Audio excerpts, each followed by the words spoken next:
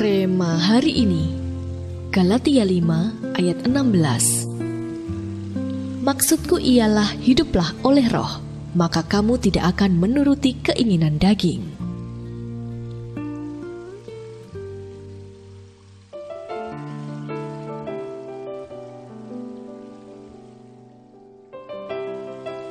Derek tidak bisa berhenti memandangi karyawan baru di kantornya. Wanita itu cantik dan bertubuh molek. Saat teman sekerjanya memergoki pandangannya, ia pun merasa malu. Terlebih lagi karena temannya itu juga mengenal istrinya. Dengan canggung, ia berkata kepada temannya, "Iya, aku tahu perbuatanku tidak sopan dan dosa. Aku tidak akan mengulanginya." Tak terduga, temannya malah membalas, "Loh, kenapa? Wajar kok, Rick. Itu kan bukti kamu masih laki-laki dan sehat." Kali lainnya, Derek tidak lagi merasa bersalah. Ia bahkan mulai berimajinasi lebih jauh. Dan lama-lama ia mulai berani bercanda sambil menggoda wanita itu. Akhirnya, ia pun jatuh dalam dosa perselingkuhan. Mungkin permasalahan terbesar kita adalah suka mewajarkan pikiran dan perbuatan kita. Terlalu sering kita berkata bahwa wajar saja sebagai manusia kita masih memiliki sifat-sifat dosa. Kita berpikir, apa salahnya jika kita hanya membayangkan saja, toh tidak sampai diperbuat dan merugikan siapa-siapa.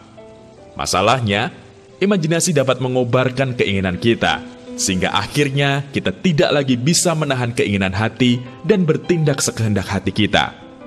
Itu sebabnya, dengan keras Yesus berkata bahwa hanya dengan memandang dan menginginkan seorang perempuan, hal itu sama saja dengan sudah berbuat zina.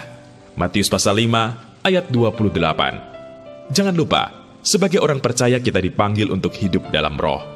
Tidak lagi hidup menuruti keinginan daging yang penuh hawa nafsu dunia, tetapi memberi diri untuk dipimpin oleh roh.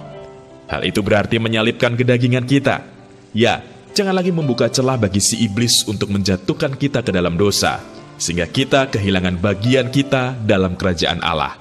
Ayat 21. Marilah kita menjaga kekudusan hidup kita secara menyeluruh, sebab Allah itu kudus dan tanpa kekudusan kita tidak dapat melihat Allah. Ibrani pasal 12 ayat yang ke-14.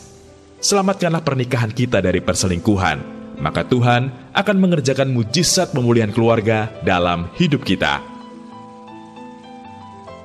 Apa sajakah yang selama ini Anda izinkan masuk dalam pikiran Anda? Mengapa imajinasi Anda sangat dipengaruhi dengan apa yang masuk dalam pikiran Anda? Bagaimana Anda dapat mengatur apa yang bisa masuk dalam pikiran Anda mulai saat ini?